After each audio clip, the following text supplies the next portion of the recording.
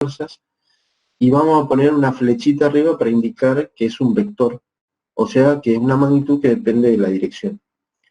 En el segundo miembro que tenemos una constante m, que también ya vamos a aplicar qué es, y otra, y la aceleración, que también tiene una flechita arriba.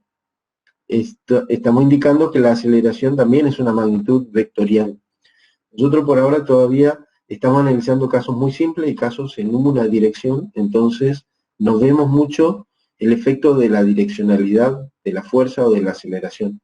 Pero en una clase posterior, donde introduzcamos la descripción en términos de vectores, sí va a ser importante hacer esa distinción entre escalares y vectores. Entonces, esta constante, que ya tiene la letra m porque va a ser la masa del cuerpo, es un escalar, es un número que tiene asociado una unidad, pero que no tiene asociada ninguna dirección. En cambio, la aceleración sí, la aceleración me indica en qué dirección está cambiando la velocidad. Bueno, esta entonces es la síntesis de toda la mecánica y de toda la dinámica. Es toda la materia, toda la materia nuestra, digamos, que esté relacionada con la mecánica, está contenida en esta ecuación. Pero no basta con dar la ecuación, sino que tenemos que entender cómo actúa esa ecuación, cómo produce los movimientos que conocemos en distintas situaciones. Entonces, para familiarizarnos, vamos a analizar algunos casos simples, en orden creciente de complejidad. Entonces, ¿cuál es la situación más simple que puedo plantear? La situación más simple que me puedo imaginar es de tener una única partícula que esté acelerada por una única fuerza. Vamos a suponer que el movimiento en toda esta clase, no diga lo contrario, ocurre en una recta, ocurre en una dimensión. ¿Se acuerdan que habíamos mencionado que algunos movimientos, debido a la restricción que le ponemos, por ejemplo, un auto que se mueve sobre una ruta, está obligado a moverse en una dirección que es prácticamente una línea, una recta. En cambio, un bote que se puede mover sobre la superficie de un lago, se puede mover a lo largo y a lo ancho. Y un avión podría moverse también en largo, ancho y alto, o sea que tenemos 3 dimensiones. El movimiento depende del fenómeno que estemos considerando, va a ser en 1, 2 o 3 dimensiones. Acá vamos a considerar primero el caso más simple, una dimensión. Vamos a suponer entonces que tengo una única partícula que recibe la acción de una fuerza, que llamamos F, y por lo tanto adquiere una aceleración. Ven, en el vocabulario también ya estamos diciendo quién recibe y quién, o sea, quién produce la acción y quién la recibe. La que produce la acción es la fuerza y la que recibe la acción es la partícula que como consecuencia estamos diciendo que las aceleraciones son causadas por fuerzas. La primera pregunta, la que nos proponíamos contestar, ¿qué es lo que produce el movimiento? Y en particular, ¿qué es lo que produce el cambio de velocidad? Y la respuesta va a ser, son las fuerzas. Hay algunas observaciones experimentales que se vienen acumulando desde hace siglos. El principal hecho que identificó Newton es que las fuerzas son proporcionales a las aceleraciones. Es decir, la aceleración que yo produzca sobre un determinado cuerpo va a ser tanto más grande cuanto más grande sea la fuerza que le aplique. Eso tiene un sentido intuitivo, porque también sabemos que si quiero acelerar un objeto empujándolo, tengo que hacer más fuerza muscular, ¿no? Ese sentido de la intuición ahora está formalizado diciendo que hay dos magnitudes, una magnitud aceleración y una magnitud fuerza, y que son proporcionales entre sí. No solo son proporcionales en su magnitud, en su valor numérico, sino que tienen igual dirección y sentido. ¿Sí? Siendo las dos magnitudes vectoriales, lo que nos está diciendo es que si la fuerza está aplicada hacia arriba, la aceleración que produzca también va a estar dirigida hacia arriba. No puede pasar, por ejemplo, que aplique una fuerza hacia arriba y la aceleración ocurra hacia la derecha. ¿Sí? Entonces, podríamos graficar esto de esta manera, diciendo, por ejemplo, que si yo aplico esta fuerza F sobre un determinado cuerpo que lo vamos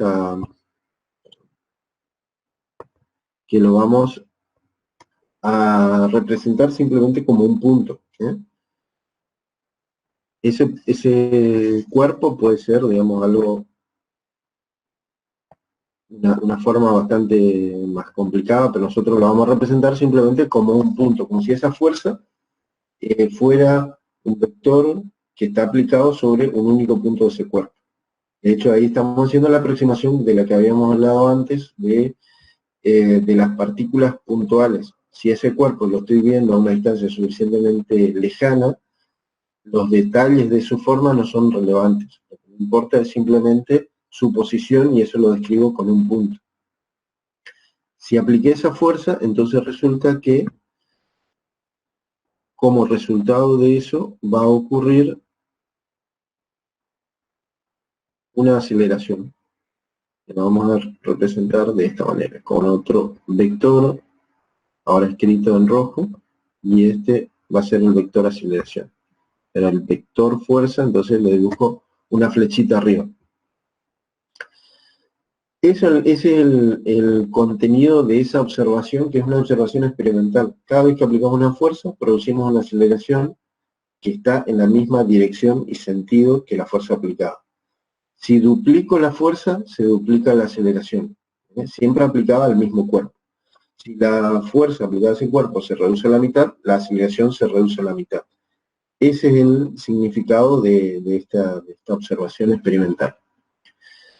Bueno, ¿qué pasa si en lugar de tener aplicada una sola fuerza, ahora tengo varias fuerzas? De nuevo vamos a hablar de una sola dimensión, o sea, de algo que transcurre sobre una recta, y vamos a suponer que se trata de esta recta, que es el eje X. Y sobre esa recta hay un cuerpo que se mueve y sobre el cual van a estar aplicadas las fuerzas. Entonces, por ejemplo, de nuevo vamos a hacer vamos a imaginar que tenemos, para que no se superpongan,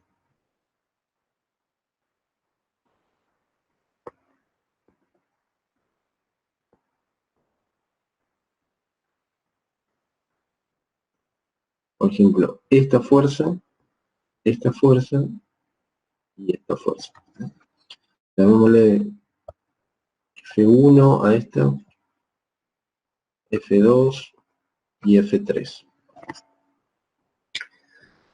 Bueno, entonces, de nuevo hay una observación experimental, que es que imagínense de qué se trata. Tengo una caja y está tirada por varias personas, por 3 personas, supongamos así como está dibujado acá.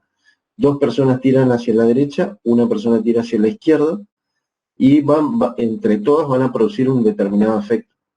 Resulta que cuando varias fuerzas actúan simultáneamente sobre un cuerpo, lo que se produce es un efecto que es equivalente como si fuera producido por una única fuerza.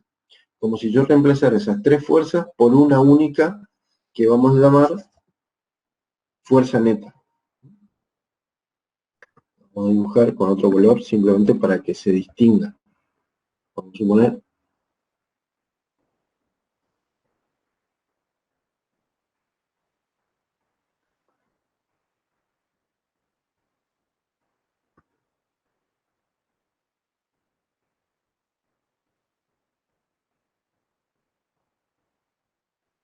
que esa sea fuerza neta. Entonces, lo que tenemos listado acá son varias observaciones. Cuando el movimiento es sobre una recta, y sobre el cuerpo están actuando varias fuerzas, es posible producir el mismo efecto aplicando una única fuerza que es equivalente a la acción de todas las otras que están aplicadas. Es decir, la fuerza neta reemplazaría la fuerza F1, F2 y F3. Si en lugar de tener esas tres personas que estaban tirando dos hacia un lado y una hacia otro, tuviera una única persona que está tirando con esta dirección de la fuerza neta, el efecto sobre ese cuerpo sería el mismo. Ahora, ¿cómo obtengo esa fuerza neta? ¿Cómo sé cuál es la fuerza que va a producir el efecto equivalente? Ahí de nuevo hay un principio. Un principio siempre es una observación que no tiene una deducción, sino que es simplemente una síntesis de muchas observaciones y que se puede considerar como una suposición.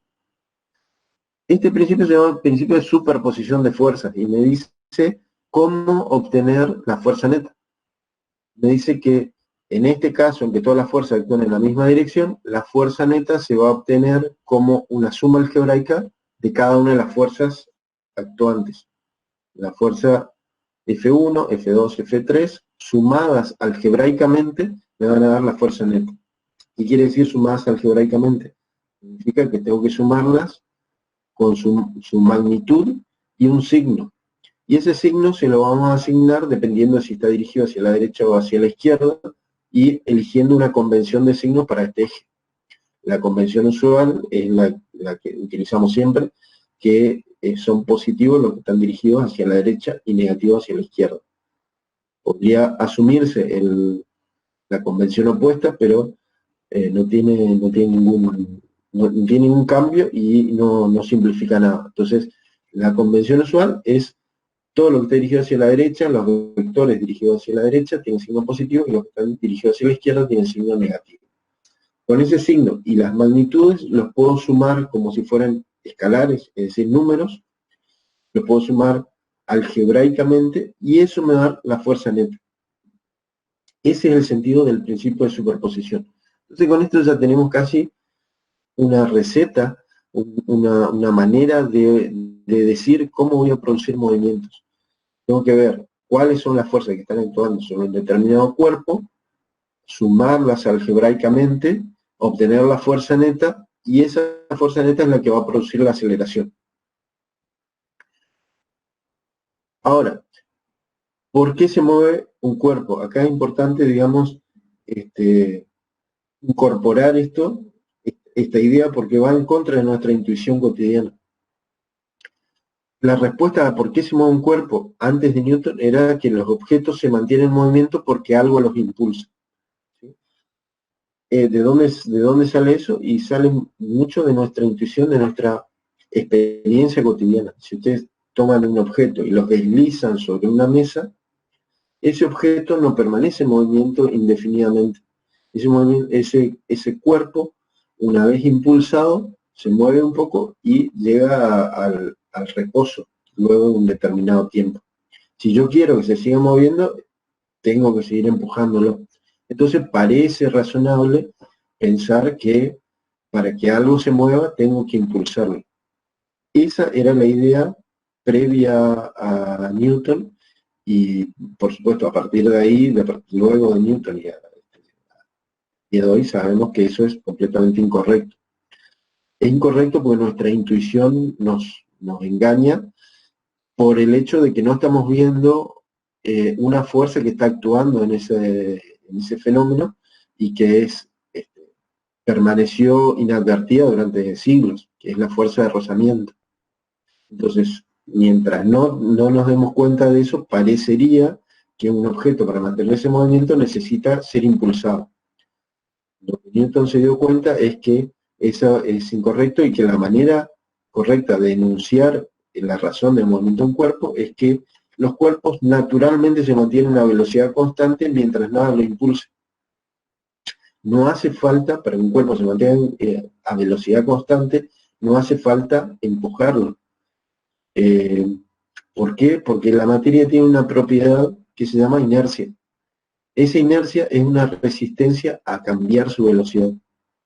La razón de que la materia tenga inercia no está no está explicada y tiene que ver con razones muy fundamentales de teorías básicas, microscópicas, digamos, pero para nosotros que vemos la descripción de la física a escala macroscópica, a escala humana, la inercia es simplemente una propiedad de la materia. Es algo que tenemos que aceptar como un axioma, como una observación experimental. Toda la materia que conocemos tiene esa propiedad que se llama inercia. Entonces Newton lo enunció a partir de una ley. Ya saben que una ley es una manera de sintetizar un montón de observaciones o de experimentos. Entonces su primera ley es que si la fuerza neta sobre un cuerpo es nula, el cuerpo mantiene su velocidad constante. Acá es importante darse cuenta que estamos hablando de fuerza neta y en la diapositiva anterior dijimos que la fuerza neta se obtiene por un procedimiento de, por ejemplo, suma algebraica de las fuerzas que están actuando sobre un cuerpo. Entonces, que la fuerza neta sea nula, o sea, cero, no significa que no estén actuando fuerzas. Solamente significa que en este movimiento, en una dimensión, todas las fuerzas suman cero. Pero, por ejemplo, una fuerza que esté tirando hacia la derecha con una magnitud y otra fuerza que tira hacia la izquierda con la misma magnitud, produce una fuerza neta. Pero sí hay fuerzas actuando sobre el cuerpo. Una fuerza neta que es cero, pero sí hay fuerzas que están actuando sobre el cuerpo. Dos personas que tiran de una soga pueden estar equilibradas y producir fuerza neta igual a cero, y sin embargo, cada una de ellas está haciendo una fuerza muscular que se siente precisamente en el músculo, digamos. Bueno, entonces la primera ley de Newton dice que si la fuerza neta sobre un cuerpo es cero, ese cuerpo se va a mantener a velocidad constante. Dicho de otra manera, la aceleración va a ser cero, ¿sí? Porque la aceleración era la derivada de la velocidad respecto al tiempo, y si la velocidad es constante, su derivada es cero. Entonces hay varias maneras de decir lo mismo. Lo importante es captar el concepto de que si un cuerpo no está sometido a una fuerza neta distinta de cero, su velocidad se va a mantener constante. Bueno, la inercia es una propiedad de la materia, ¿sí? Eso es lo que acabamos de decir. La inercia es algo inherente a la materia. Toda materia tiene inercia. No conocemos ninguna porción de materia que no tenga inercia. ¿Y qué es la inercia? La inercia es esa resistencia a cambiar su velocidad. Si un cuerpo no tuviera inercia, podríamos hacerle cambiar de velocidad sin ningún esfuerzo. Sin aplicar ninguna fuerza podría cambiar su velocidad. Eso no existe, jamás ha sido observado y no hay razones para pensar, digamos, de que pueda existir. Entonces, si la inercia es una propiedad de la materia, y por lo tanto es una propiedad de la física, necesitamos una magnitud física que la mida. Una magnitud física que esté asociada con ella y que me dé un número. Esa magnitud de la inercia es la masa. La masa, entonces, vamos a definir como la magnitud física asociada con la propiedad de la inercia de los cuerpos.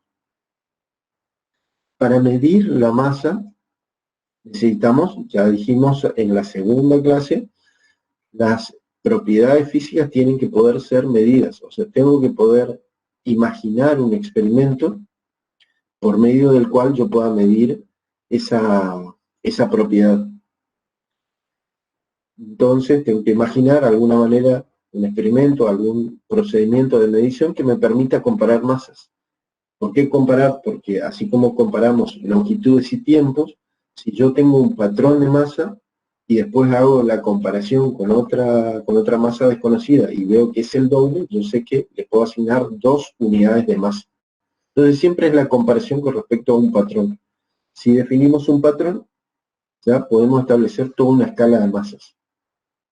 Y si se acuerdan que nosotros utilizamos el sistema internacional, y en el sistema internacional 3 de las magnitudes fundamentales son longitud, masa y tiempo, entonces quiere decir que ya tenemos un patrón de masa y lo que necesitamos es un experimento que me permita comparar dos masas distintas.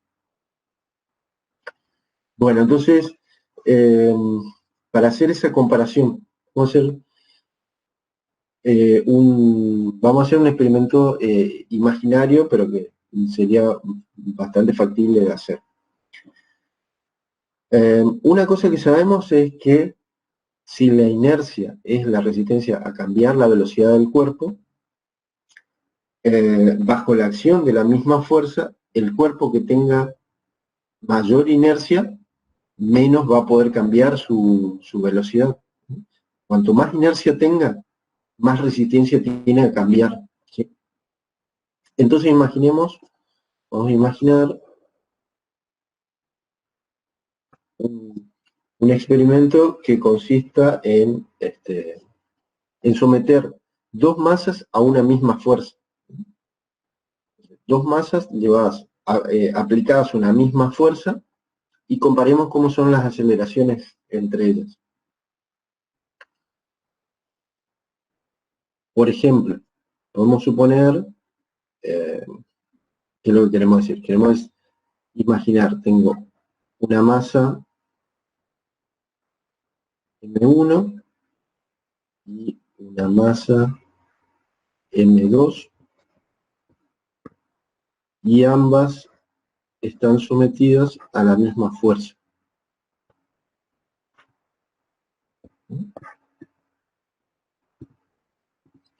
Si ambas están sometidas a la misma fuerza, pero las inercias son distintas, entonces seguramente que van a tener aceleraciones distintas. Vamos a representar esto como estos vectores, la aceleración de la masa 1 y esta la aceleración de la masa 2. Bueno, lo que nos dice la segunda ley de Newton es que las fuerzas son proporcionales a las aceleraciones. Esa es la primera ecuación con la que abrimos la clase.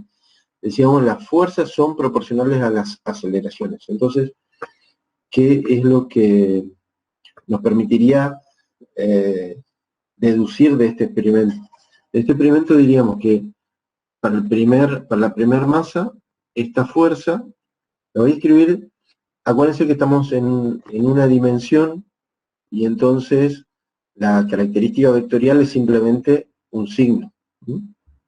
No hay otras direcciones, no puedo moverme de manera oblicua o en dirección vertical. Entonces estoy obligado a moverme en la dirección horizontal.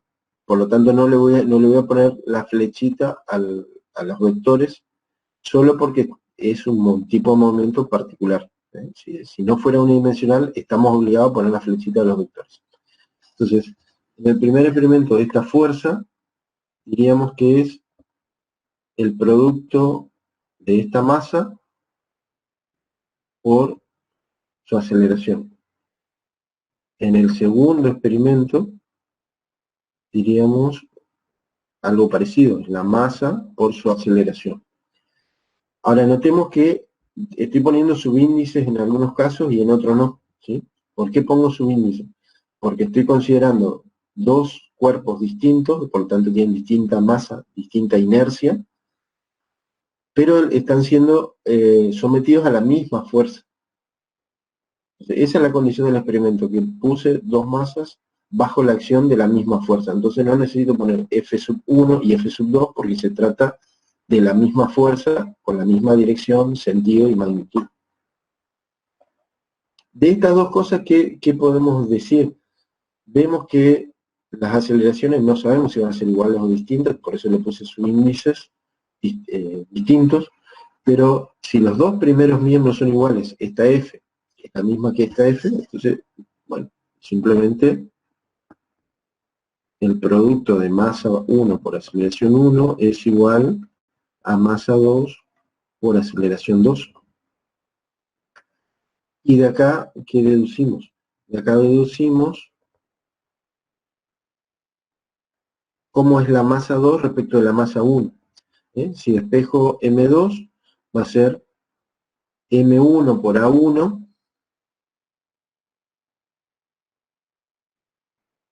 sobre A sub 2. Y lo voy a escribir así.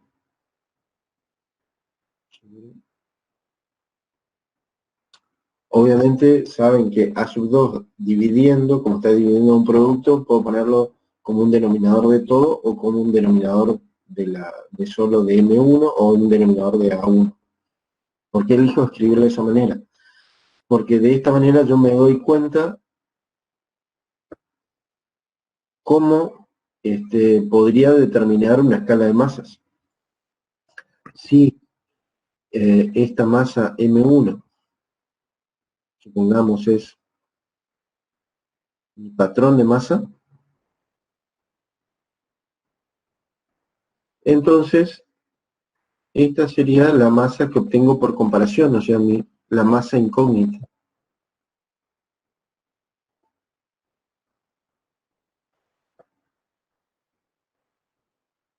Y para eso, ¿qué necesito? Necesito poder conocer estas dos aceleraciones. O sea, tengo que medir a las aceleraciones A1 y A2. Entonces, fíjense que este simple experimento tiene esta característica, que ya me permite describir una escala de masas. Solo tengo que tener una masa patrón, que en nuestro caso sería el kilogramo, y poder medir aceleraciones. Las aceleraciones relacionan velocidad y tiempo, y a su vez la velocidad relaciona posición y tiempo. Así que estas aceleraciones las puedo medir simplemente midiendo longitudes y tiempo. En nuestro sistema de unidades, si mido longitudes y tiempo, obtengo las aceleraciones, y si también defino la unidad de masa, ya tengo todo lo que necesito para definir cualquier otra masa. Otra cosa que sale de acá es que si supongamos, ven que acá dibujé, por ejemplo, esta masa 2, la dibujé como un objeto más grande que la masa 1, supongamos que M2 es mayor que M1. Si M2 es mayor que M1, este cociente M2 dividido M1, que es A1 sobre A sub 2, va a ser mayor que 1. O sea que A1 va a ser mayor que A2. Es decir, lo que resulta es que cuanto mayor sea la masa, menor son las aceleraciones. Es una manera simplemente de ver que la masa lo que está midiendo es la propiedad de inercia. Cuanto mayor sea la masa, más inercia tiene ese objeto y por lo tanto menor aceleración va a tener. Es decir, menor cambio de velocidad. Cuanto más inercia, menor cambio de velocidad. Menos puedo cambiar la velocidad. Bueno, esta sería entonces una manera de obtener una escala de masas. Bueno, finalmente entonces la segunda ley de Newton es una gran síntesis de todas estas observaciones, de definiciones y de resultados experimentales. La segunda ley de Newton resume todo esto. Resume, por un lado, la definición de una fuerza neta. Que era la fuerza neta, era una fuerza equivalente a todo un grupo de fuerzas que está actuando sobre un cuerpo. Resume también, tiene en sí misma, la observación de que vale el principio de superposición de fuerzas. Es decir, nos dice cómo puedo calcular esta fuerza neta. Como una suma algebraica de números, si estoy en una dimensión, o como una suma de vectores, que tenemos que ver cómo hacerlo cuando estoy en más de una dimensión. También resume el hecho, o sintetiza, o incluye el hecho de la observación de que la materia tiene una propiedad que se llama inercia. Y que esa inercia se puede medir por medio de una magnitud física que llamamos masa. Todo eso está implicado en esta ecuación tan simple que es dos miembros, que en el segundo miembro tengo simplemente un producto de dos números, una masa y una aceleración. Todo eso, todas estas suposiciones, todos estos conceptos están metidos en esta simple ecuación. Esta ecuación tan simple también, por otra parte, me permite ya definir una unidad para esta nueva magnitud. Si nosotros conocemos la unidad de masa y la unidad de aceleración, la unidad de fuerza va a ser el producto de ambos. La unidad de masa es el kilogramo, la unidad de aceleración es una magnitud, la aceleración es una magnitud derivada y por lo tanto también es una unidad compuesta, va a ser metros sobre segundo al cuadrado. O sea que la unidad de fuerza en el sistema internacional es la unidad compuesta, kilogramo por metro sobre segundo al cuadrado. Para simplificar la escritura, le damos una abreviatura a esto. Cada vez que aparece este producto de unidades, lo designamos con la letra N, que se llama entonces la unidad Newton. La unidad de fuerza, por razones obvias, se llama Newton. Pero simplemente es una abreviatura de esta unidad compuesta. Bueno, ya hablamos de dos leyes de Newton. Newton dio tres leyes que describen toda la dinámica. La primera era la ley de inercia, que me decía que entonces cuando un cuerpo no tiene ninguna fuerza neta aplicada, se va a mover a velocidad constante. La segunda es la que acabamos de ver, que me relaciona fuerzas con aceleraciones por medio de la masa que me describe la inercia del cuerpo. Entonces, en esos dos casos vimos la acción de fuerzas sobre un único cuerpo. La tercera ley habla de qué pasa cuando tenemos más de un cuerpo. Cuando tenemos, como mínimo, dos cuerpos que interactúan. En esta situación, lo que tenemos entonces son dos cuerpos que vamos a llamar A y B.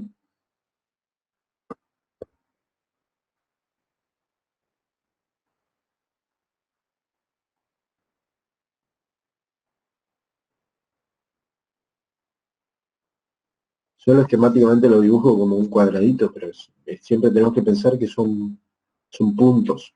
Siempre toda nuestra descripción son masas que ocupan la única posición en el espacio. Son masas puntuales. Bueno, estas masas van a ejercer fuerzas entre sí.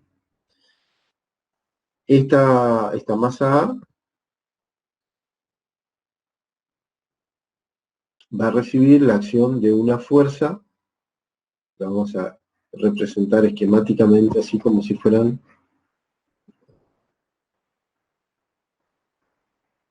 dos vectores, y esta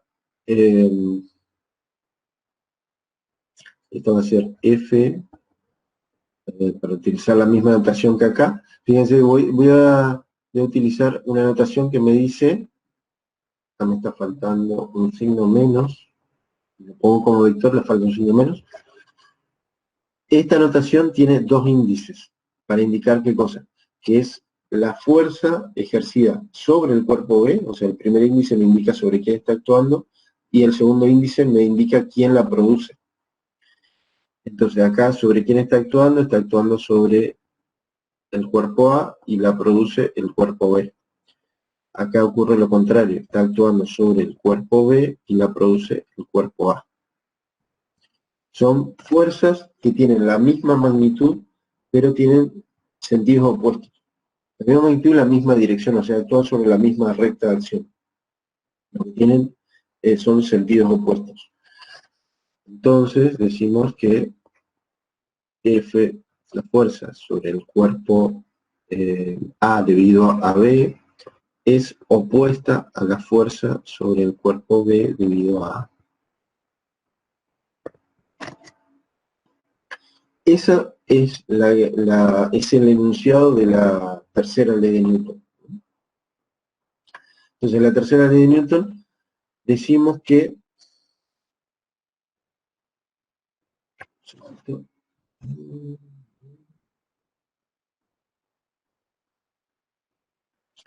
en la tercera ley de Newton decimos que las fuerzas actúan de a pares. Cada vez que yo veo una fuerza que está actuando sobre un determinado cuerpo, podría ser que yo esté concentrado mirando solamente un determinado objeto.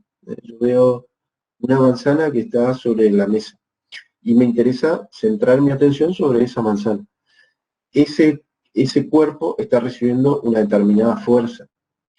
Pero lo que dice la tercera ley de Newton es que así como ese cuerpo está recibiendo una determinada fuerza, ese cuerpo está ejerciendo una fuerza también sobre quien le produce la primera fuerza que consideramos. Imaginémonos que esta A es la manzana y esta B es la tierra.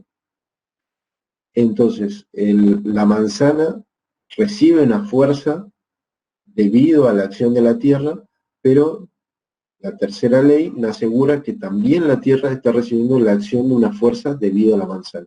Eso es bastante poco intuitivo, porque da la impresión de que las fuerzas provienen de los cuerpos que tienen grandes masas. Que la tierra produce una fuerza sobre la manzana, pero parece poco intuitivo que la manzana también esté haciendo una fuerza sobre la tierra. Y más todavía que la fuerza que la manzana ejerce sobre la tierra tiene la misma magnitud que la anterior. Pero ese es el contenido de la tercera ley de Newton. Entonces, esta tercera ley es algo que se agrega a la mecánica cuando tengo más de un cuerpo. Y es, de hecho, es correcta, totalmente correcta, dentro de la descripción microscópica que hacemos, macroscópica, perdón, que hacemos de la mecánica. ¿Sí? Toda la mecánica de Newton, pensemos que Newton vivió hace 300 años, o sea que no existía ninguna del conocimiento microscópico ni macroscópico cosmológico que tenemos hoy, o sea, no sabíamos nada de las pequeñas escalas ni de las grandes escalas. Newton sistematizó toda la física que se conocía en su época y que se refería a la escala humana, a la escala macroscópica. Entonces, todas las fuerzas que nosotros vamos a tratar dentro de la mecánica van a ser fuerzas macroscópicas. Pero el origen de esa fuerza macroscópica tenemos que ser conscientes hoy, digamos, que subyace en las fuerzas microscópicas o las interacciones microscópicas de la escala atómica. Por ejemplo, la mayoría de los sólidos metálicos, por ejemplo, sólidos cristalinos, está constituido por átomos distribuidos en un enrejado regular. Si digamos esto, digamos cada una de estas masitas son los átomos en determinadas posiciones de red. Si por ejemplo las bolitas verdes y rojas fueran átomos de cloro y sodio, sabemos que esa estructura corresponde al cloruro de sodio, que es la sal común. Entonces ese sólido cristalino está constituido por una cierta red de átomos que lo constituyen. Pero desde el punto de vista macroscópico no podemos observar eso y simplemente vamos a hacer una descripción que también se llama fenomenológica, o sea, una descripción a gran escala. Los sólidos lo que tienen es que pueden tener esta estructura cristalina o pueden tener pequeñas islas de regularidad, por ejemplo, pequeños cristales, estos son regulares, pero son diferentes de estos y a su vez diferentes de estos, entonces ahí se llaman policristalinos, o pueden ser amorfos, que no están distribuidos de manera regular, sino que están distribuidos de una manera aleatoria y se van reordenando por acción de los esfuerzos que uno hace. Eso es lo que le pasa, por ejemplo, a un vidrio. Un vidrio es un sólido amorfo. Muchos de los sólidos que conocemos, que no son cristalinos, son amorfos. Entonces, si uno lo mira desde el punto de vista microscópico, estos sólidos, por supuesto, tienen una descripción que necesita de conocer todos los detalles microscópicos. Pero nosotros vamos a pensar desde el punto de vista totalmente macroscópico. Bueno, entonces a ver algunos ejemplos de algunas fuerzas que nos interesan. Algunas fuerzas que nos van a interesar. ¿No?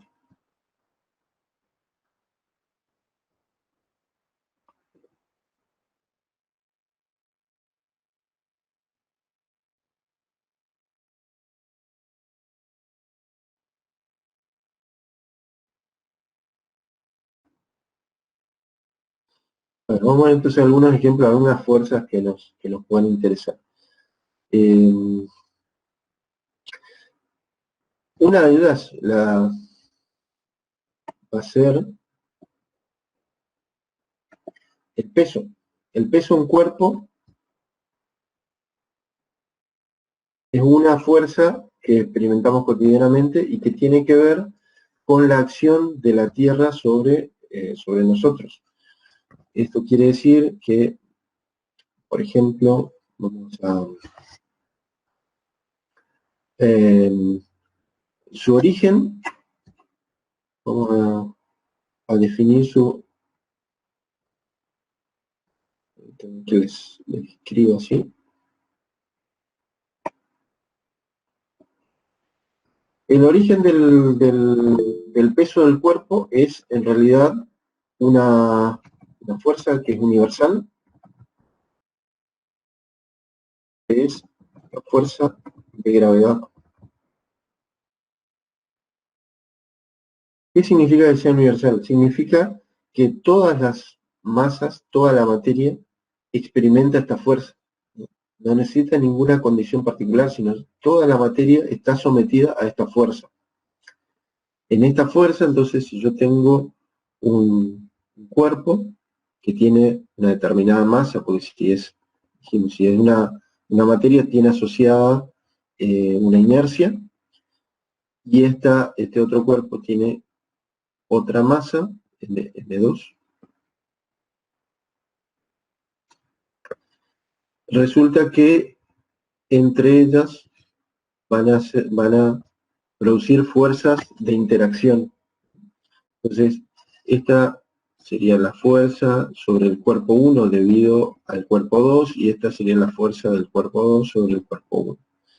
Estas fuerzas gravitatorias, que son universales, cuando la aplicamos a una situación particular, como es el caso de la Tierra y un objeto que está sobre ella, resulta que la Tierra atrae a ese objeto. El ejemplo que les di antes sería la manzana, que es atraída por la Tierra, pero también por esta misma condición de ser una fuerza universal, también la Tierra es atraída por la manzana. Pero cuando miramos solamente este objeto, cuando nuestro interés es este sistema, acuérdense que era un sistema, el sistema era un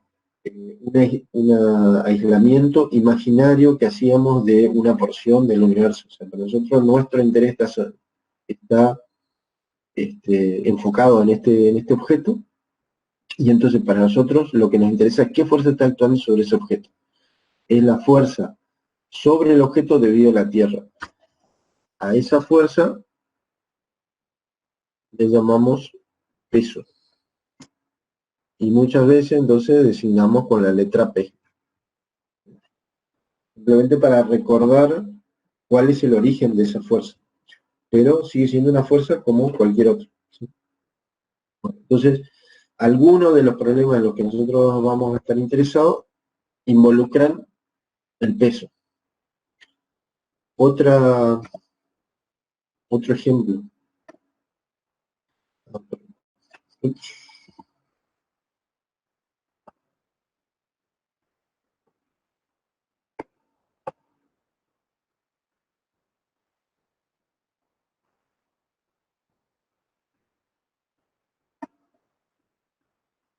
Otro ejemplo, fuerzas de reacción. Ejemplo 8. Fuerzas de reacción normales a superficies rígidas.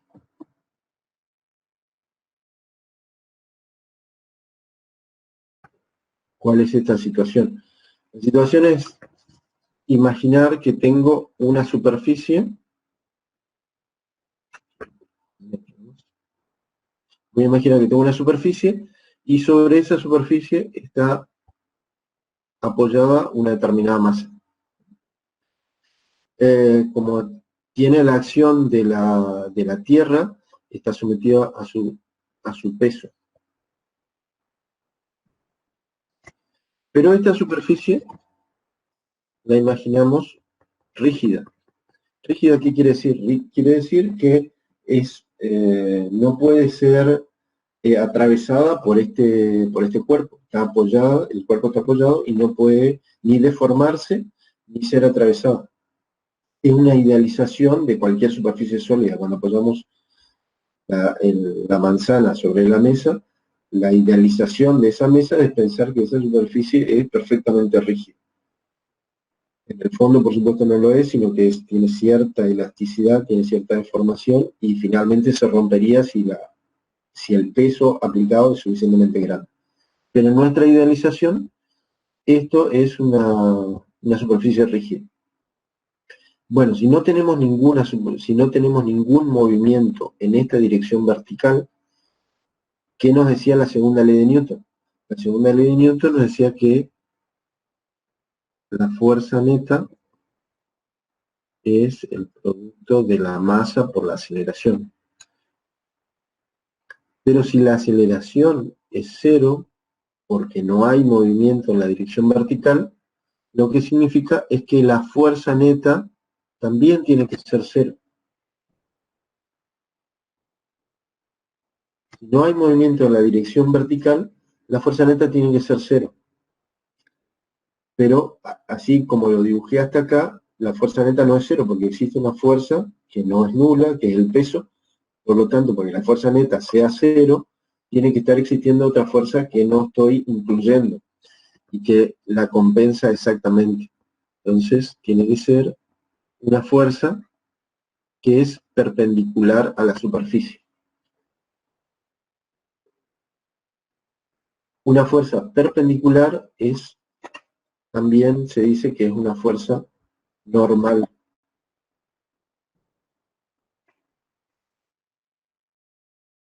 Normal es lo mismo que decir perpendicular. Por lo tanto, hablamos de fuerzas de reacción normales en las superficies rígidas. En muchos de los problemas que tratemos van a ser cuerpos que están apoyados sobre superficies idealmente rígidas. Entonces, cada vez que tengamos esa situación, si el cuerpo no puede atravesar la superficie, me está hablando de que tiene que existir una fuerza producida por esa superficie rígida en contra del cuerpo, en contra de la fuerza que lo está aplastando sobre esa superficie. En este caso es el peso, pero puede ser otra, ¿sí? Entonces, esa fuerza se llama fuerza de reacción normal. Otro ejemplo. ¿Esto es por la tercera ley, profe? Esto sería podríamos pensar, por un lado es por la tercera ley, porque esto me asegura que si el cuerpo está produciendo una fuerza sobre la superficie le tiene que estar produciendo también una fuerza sobre el cuerpo, ¿sí? O sea, la tercera ley me asegura que estas dos tienen que ser iguales y opuestas. Y la segunda ley me dice que la fuerza neta tiene que ser cero. Por lo tanto, también estas dos tienen que sumar cero. O sea, que ambas leyes, digamos, ahí me están dando información de que la magnitud tiene que ser la misma y las direcciones, el sentido tiene que ser opuesto. Otra fuerza que es importante en los problemas de mecánica. La fuerza de rozamiento. Vamos a verlo como un tercer ejemplo. La fuerza de rozamiento, pero no cualquier rozamiento, vamos a decir, en caso particular, la fuerza de rozamiento de deslizamiento sobre una superficie rugosa.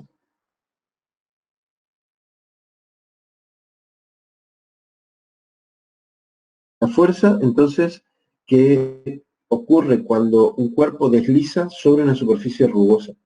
Acá es importante que dos palabras, una el deslizamiento y la otra que la superficie sea rugosa.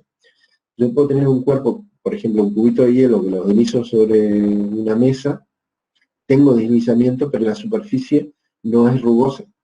¿Por qué? Porque el cubito de hielo al derretirse produce una capa de líquido que es bastante suave, no es rugoso. O si tengo una superficie de hielo, por ejemplo un patinador sobre una superficie de hielo, la superficie no es rugosa. La otra condición es deslizamiento, no por ejemplo rodamiento, no cuando un auto rueda, sino cuando desliza, por ejemplo al aplicar su freno y de todas maneras desliza sobre la superficie del asfalto. Entonces, ahí aparece una fuerza que es una fuerza que llamamos de rozamiento. La podemos esquematizar de esta manera. Una superficie que suponemos rugosa, y la dibujo entonces así. Este cuerpo se está moviendo en esta dirección y entonces esta sería su velocidad. Tiene una fuerza peso debido a la acción de la Tierra sobre él, y la fuerza que aparece tiene esta característica. Es de la misma dirección que la velocidad, pero de sentido opuesto. Esta es la fuerza F sub R, que llamamos fuerza de rozamiento.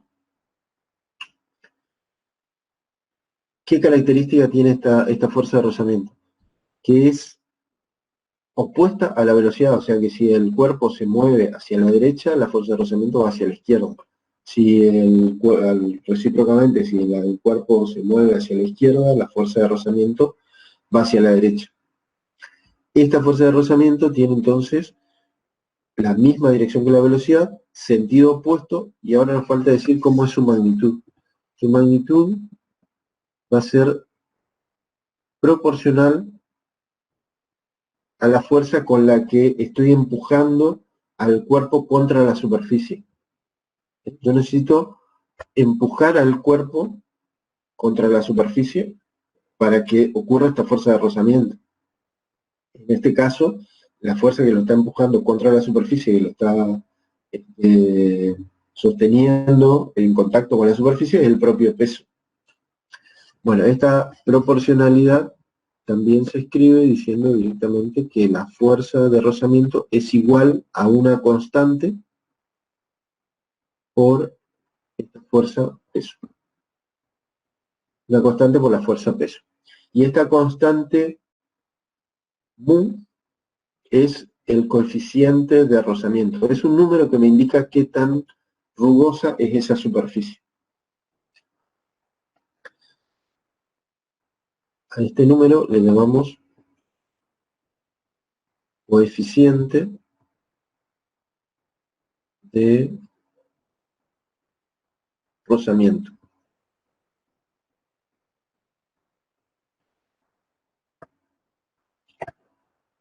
Es simplemente un número que me dice qué tan rugoso va a ser esa superficie. Cuanto más grande sea ese número, fíjense que como el peso es el peso del cuerpo, ¿eh?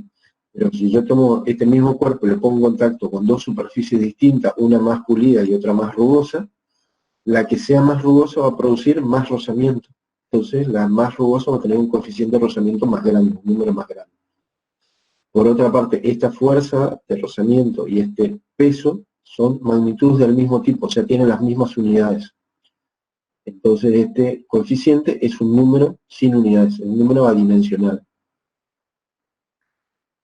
Esas son las principales fuerzas que me aparecen cuando considero los problemas mecánicos.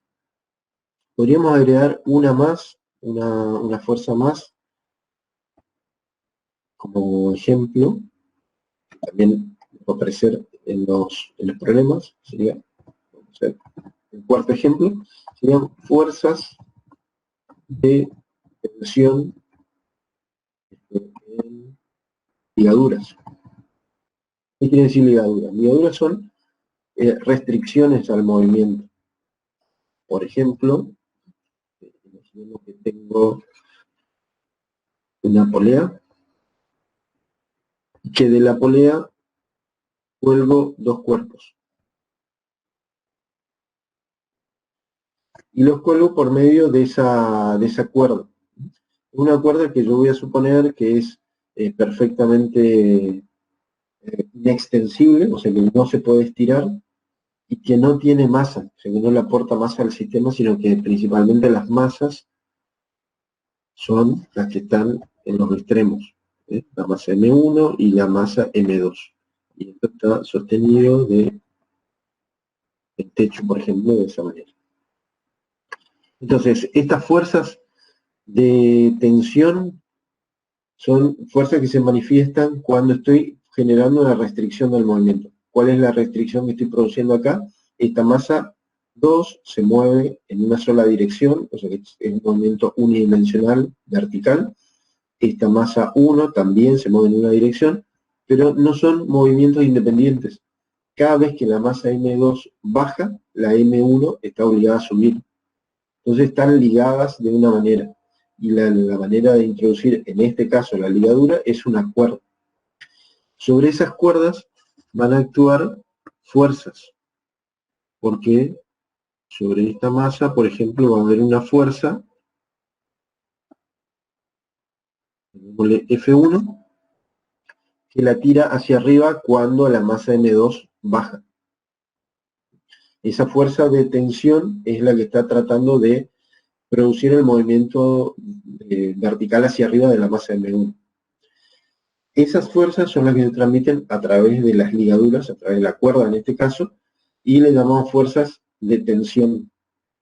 Todas estas, si ustedes miran, son fuerzas macroscópicas, ¿no? Fuerzas que nosotros imaginamos a escala humana. Por supuesto que tanto la fuerza de tensión como la fuerza de rozamiento, como la fuerza de reacción de una superficie rígida, todas esas fuerzas están originadas en fuerzas microscópicas entre los átomos de las superficies, ¿sí? Si uno se imagina cómo está constituido esta superficie, está formada por muchos átomos, y las pequeñas fuerzas entre esos átomos son las que dan lugar a esta fuerza de reacción normal. De la misma manera, esta fuerza de rozamiento también se debe a las pequeñas fuerzas atractivas que ocurren entre la superficie de apoyo con la superficie del cuerpo. Es como si imagináramos que tengo una cierta cantidad de átomos sobre la superficie y los átomos del cuerpo, estos serían los átomos del cuerpo, y estos los átomos de la superficie. Acá, en el contacto, se producen pequeñas fuerzas de naturaleza eléctrica entre los átomos que producen pequeñas ligaduras, ligaduras que se producen temporariamente y se rompen.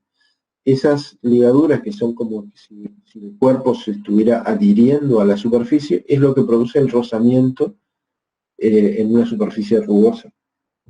Entonces, todas las fuerzas, en última instancia, se originan en fuerzas microscópicas entre los átomos que constituyen la materia. Pero para nosotros, para nuestra descripción de la mecánica clásica, todas estas fuerzas van a ser fuerzas macroscópicas que no tenemos que describirlas en términos atómicos, sino simplemente describirlas de una manera fenomenológica, como acá, por ejemplo. La fuerza de rozamiento para nosotros va a ser una fuerza que se origina cada vez que un cuerpo desliza a lo largo de una superficie rugosa. Entonces, esas son las palabras clave que ustedes tienen que identificar en el tipo de problemas. Este cuerpo está deslizando o está rodando. La superficie tiene rugosidad o es perfectamente pulida. Ese tipo de información es lo que me va a decir si están actuando o no ciertas fuerzas.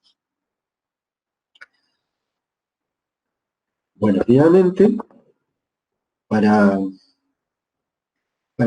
cerrar, digamos, toda esta descripción de las leyes de Newton, una cosa importante es recordar que para describir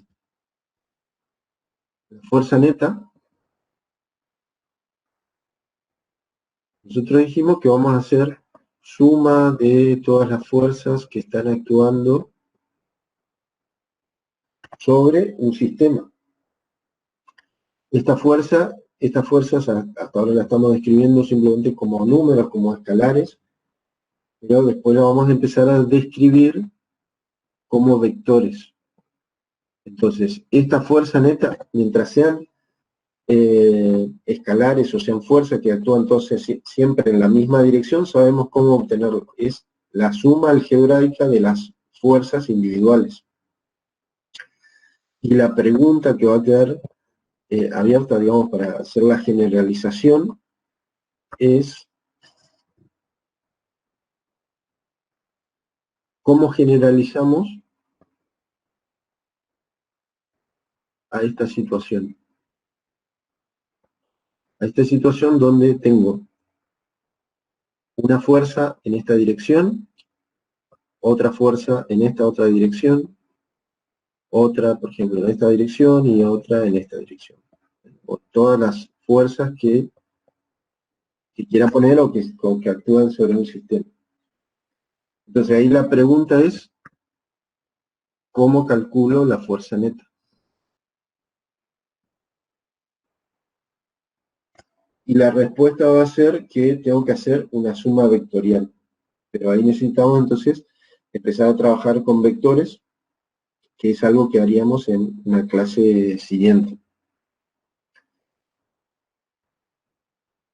Bien, este sería entonces el sentido de las leyes de Newton, que recordamos son 3 leyes. Las 2 primeras nos hablan de una única partícula, la tercera nos habla de qué pasa con la interacción entre 2 partículas. Y otra cosa, que la fuerza neta, que es la suma de distintas fuerzas, no nos importa cuál sea el origen de cada una de estas fuerzas. Por ejemplo,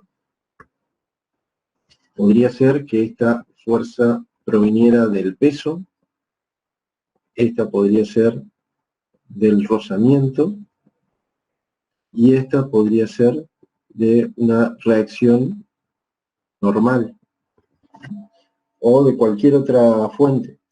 No importa cuál sea el origen de las fuerzas, todas tienen la misma naturaleza, todas se pueden sumar. O sea, siempre puedo sumar un peso con una fuerza de rozamiento porque son fuerzas. En definitiva, la magnitud es la misma.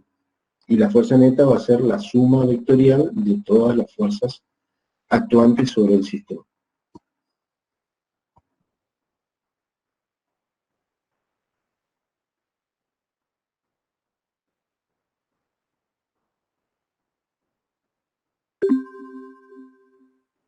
Bueno, esta fue entonces el tema de la dinámica. Piensen que es una introducción, es una introducción, una primera idea de la dinámica. Todas estas primeras clases son más conceptuales que de cálculo. Ven que usé pocas ecuaciones, todavía no introduje muchos ejemplos donde haya fuerzas en distintas direcciones, pero nos sirve para ir familiarizándonos con las ideas, con los conceptos, con las magnitudes. Por ejemplo, una cosa nueva tal vez para algunos es pensar que la masa es una medida de la inercia. Hay una vieja tradición de decir la masa es el contenido de materia que tiene un cuerpo. Eso no es cierto. No estamos hablando de cuánta materia tiene, sino de cuánta inercia tiene. Entonces, la propiedad de la inercia es una propiedad fundamental de la materia y la describimos en términos de una magnitud medible, que es la masa. Entonces, todas estas primeras clases, esta y las 2 siguientes, probablemente sean muy conceptuales y que es importante que vayan comprendiendo, digamos, cuál es el sentido, porque después el siguiente paso es agregarle a los conceptos, agregarles la descripción matemática más elaborada. Entonces, es una primera etapa, digamos, de acercamiento a lo que sería la dinámica. Sí, bueno, ahora escucho preguntas, comentarios. ¿Sugerencias?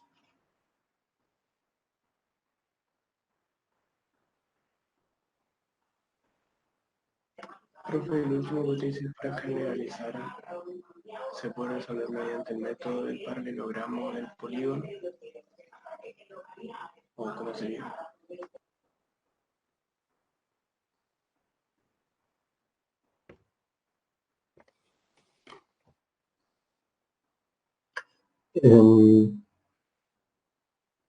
¿Sí? ¿Alguna consulta?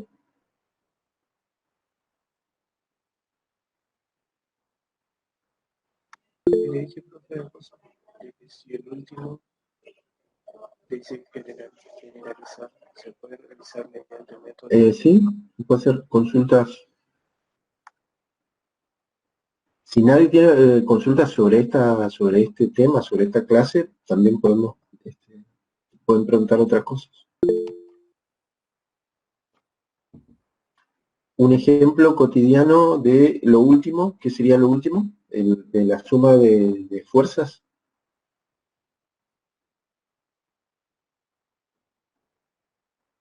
De las 4 fuerzas. Sí. Un ejemplo de eso es, imagínense, les decía que las fuerzas, la fuerza neta que yo quiero obtener acá, va a ser la suma de todas las fuerzas que estén actuando sobre un cuerpo, ¿sí? Entonces, tomemos un caso muy simple, digamos, tengo la superficie de una mesa, una caja, y la arrastro sobre la superficie. Al arrastrar, ¿qué voy a hacer? Voy a aplicarle una fuerza, por ejemplo, le voy a unir una cuerda. Le ato una cuerdita y tiro de ella.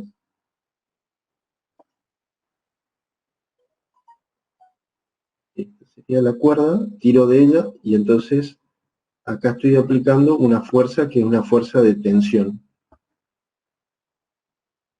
Lo aclaro nada más, pero como para que sepan cuál es el origen, pero es una fuerza F1, una fuerza de tensión. ¿Qué otra fuerza hay sobre este cuerpo? Yo tengo que enfocarme y tratar de identificar todas las fuerzas que estén actuando. Otra fuerza que está actuando es F2, la fuerza que hace la Tierra sobre esa caja. Esa caja está siendo tirada por la Tierra y por lo tanto eso le da un peso. ¿Qué otra fuerza tengo? Esta caja no puede atravesar la superficie de la mesa. Por lo tanto, está existiendo una fuerza de reacción normal o perpendicular. Cuando hablo de normal, siempre piensen que significa perpendicular. Entonces existe una fuerza F3, que es una fuerza de reacción de la superficie rígida de la mesa. Y por último, si yo al arrastrarla le estoy dando una velocidad hacia la derecha, pero la superficie de la mesa es rugosa, hay una fuerza que se opone al movimiento debido a esa rugosidad, es la fuerza de rozamiento. Para seguir la misma notación que antes, llamémosle F4. Y esa F4 es una fuerza de rozamiento. Y acá tengo un cuerpo sometido a 4 fuerzas. No hay ninguna otra más, por lo menos ahí con el problema que estoy planteando, digamos. Y hay 4 fuerzas que van a tener que dar una fuerza neta. Puede que la fuerza neta sea 0 o puede que no. En este caso, lo esperable es que no sea 0.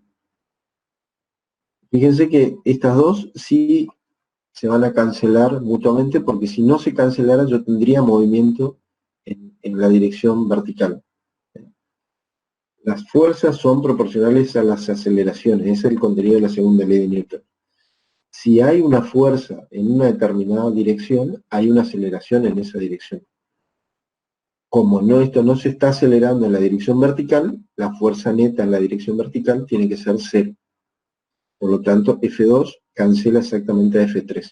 La fuerza de reacción de la superficie de apoyo cancela perfectamente o exactamente a la fuerza del peso. Pero F1 y F4 no tienen por qué cancelarse porque en esta dirección sí hay movimiento. Estamos diciendo que hay una velocidad que no dijimos cómo es. La velocidad puede ser constante o puede ser variable. ¿Sí? Que puedo arrastrar una caja y mantener siempre la misma velocidad, o puedo arrastrar y acelerarla. Son dos situaciones distintas. Si mantengo siempre la misma velocidad, ¿qué estaría diciendo? Que la aceleración es 0. Es decir, que tampoco habría aceleración en la dirección horizontal. Si no hay aceleración en la dirección horizontal, la fuerza neta en la dirección horizontal tiene que ser 0. F1 y F4 tienen que cancelarse. Ahora, en la otra situación donde la velocidad cambia con el tiempo y por lo tanto la caja se acelera, resulta que si hay aceleración, la fuerza neta también va a ser distinta de 0. Y la fuerza neta surge de la suma algebraica entre F1 y F4. Por lo tanto, eso no va a ser 0. Entonces, la fuerza neta va a ser 0 o no 0 dependiendo de cuál sea la condición experimental que yo le ponga al problema. Son dos experimentos distintos y los dos son posibles.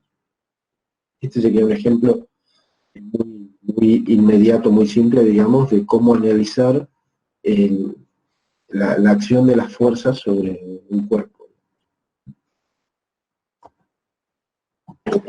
Profe, Sí.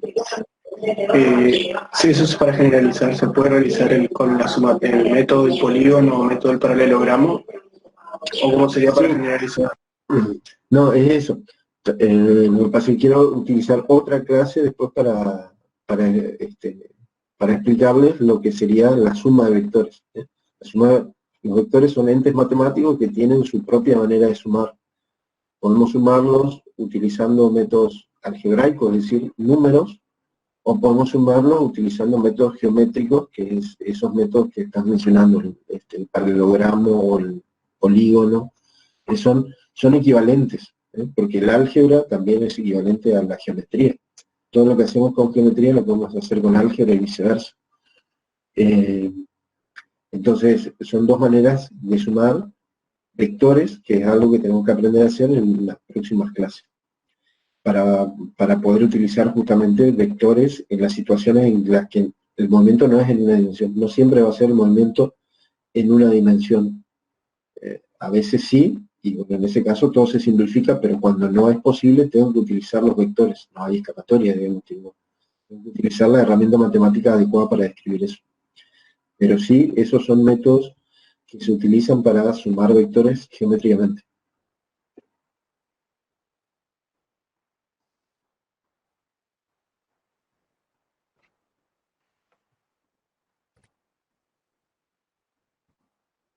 Está, profe, gracias.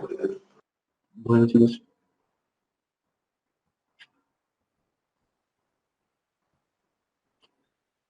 Si alguien quería hacer una pregunta sobre el trabajo práctico 1, dijo, ¿cuál era la pregunta o cualquier otra que quieran hacer?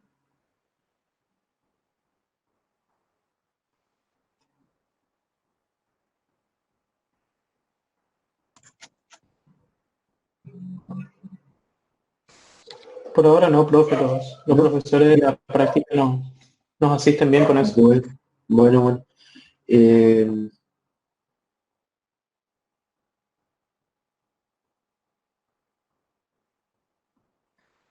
Llegar al 100% quiere decir el puntaje completo.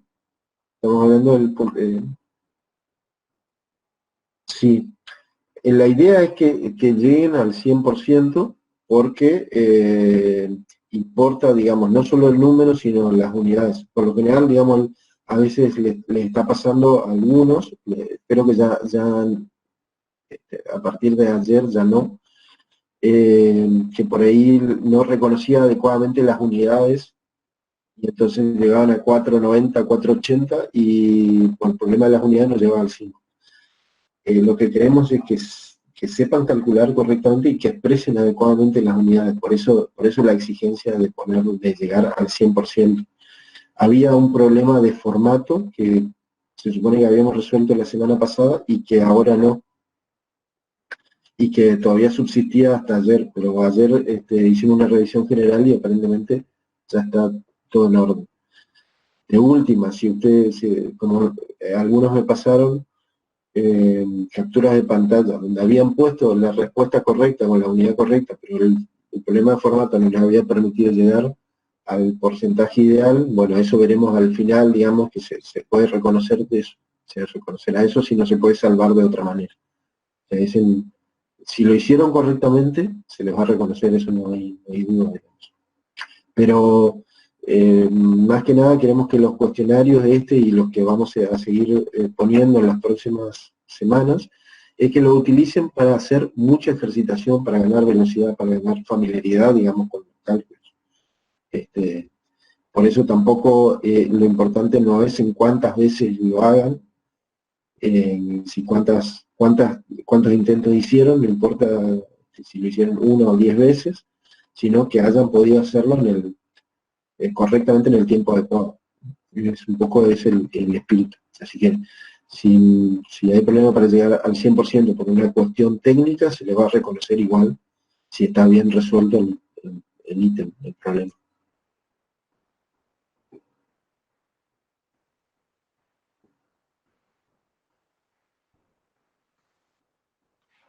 Bueno, Profesor, chicos, ¿no? ¿Sí? al principio de todo, cuando estaba haciendo el repaso de lo que es cinemática, Sí.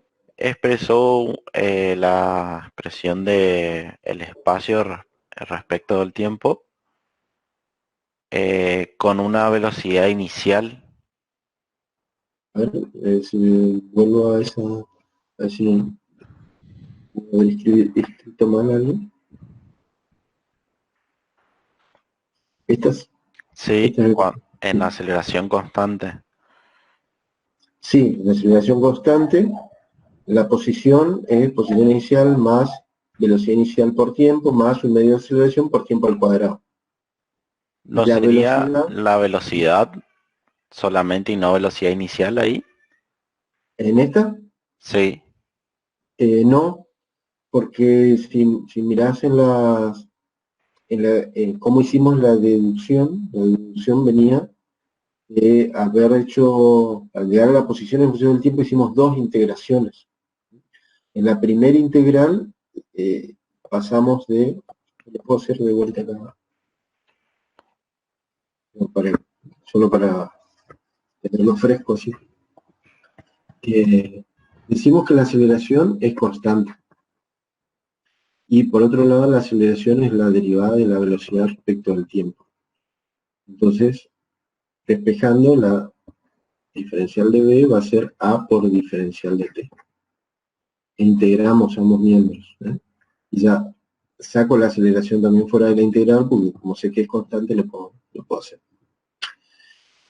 Entonces, en este miembro me queda B, y en este me queda A por T, más una constante de integración. Y esa constante de integración es la que corresponde cuando t es igual a 0, este término es 0, y resulta que la constante de integración va a ser lo que valga la velocidad cuando t es igual a 0. Lo que vale la velocidad cuando t es igual a 0, o sea, la velocidad inicial. Esa era la razón de que me apareciera B0 acá. Y después hacemos lo mismo para pasar a la posición. En el caso de la posición, esta velocidad va a ser la derivada de x respecto de t.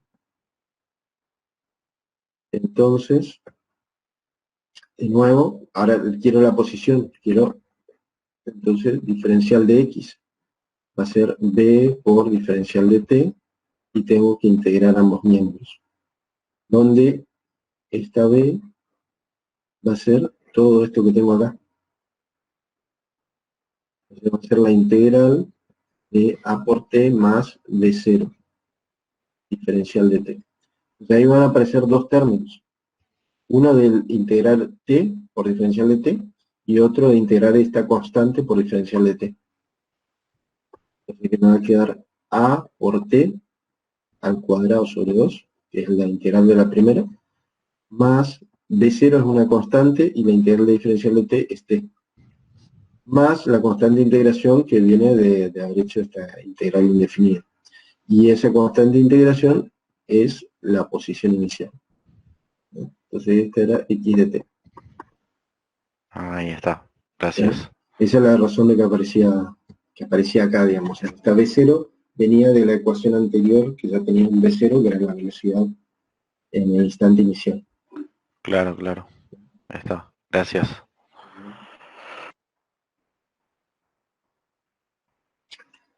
Bueno, chicos, seguimos el viernes entonces. Participen Sí, todo lo que puedan de los prácticos.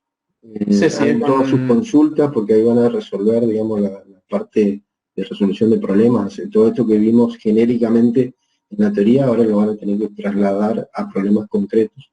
Eso lo van a ver ahí en el práctico. Hagan todas sus consultas y todas las preguntas que sean necesarias.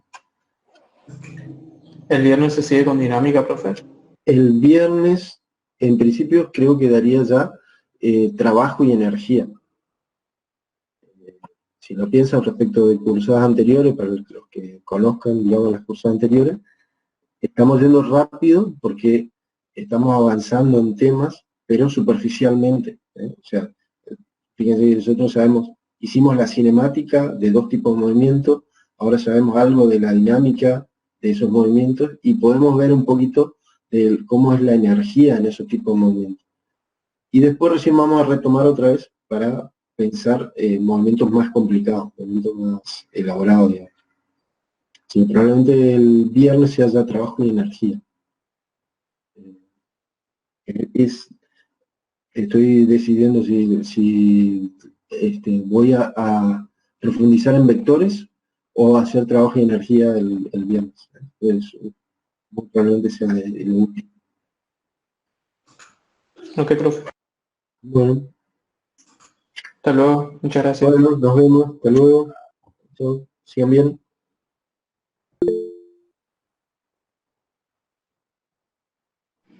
Profe, ¿va a subir los apuntes aquí de estas clases ahí al Sí, Moodle? la intención es subir los apuntes completos. Lo que pasa es que están un poco desordenados todavía y no redactar por ahí lleva tiempo. Y ordenarlos que queden ya definitivos como para que lo puedan leer de ahí. Por eso me está faltando un poco de edición y lo mismo con los videos como para recortar y que no sean tan pesados. Pero ya los voy a ir subiendo a la medida que termine la edición, los voy subiendo. Ah, listo. Muchas gracias, profe. Hasta luego. Bueno, hasta luego.